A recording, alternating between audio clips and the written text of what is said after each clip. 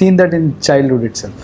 People who used to be close to our family, who used to, এবার প্রকাশ পেল ঢাকাই চলচ্চিত্রের ইতিহাসে সবচেয়ে বড় বাজেটের cinema Prince once upon a time in ঢাকার টিজার। শাকিব খানের দুর্দান্ত লুকের এই টিজারটি মুক্তি পাবার পর থেকে পুরো সোশ্যাল মিডিয়ায় তুলপাড়।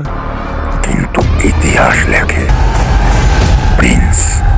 শাকিব খানের এই টিজারের মধ্যে দুর্দান্ত লুক দেখে রীতিমতো চমকে উঠেছেন তামিল ইন্ডাস্ট্রির জনপ্রিয় অভিনেতা কেজিএফ খ্যাত ইয়াশ। হ্যাঁ দর্শক, তিনি কি বললেন বিস্তারিত জানতে সম্পূর্ণ ভিডিওটি দেখতে থাকুন। who were treating my parents in a different way.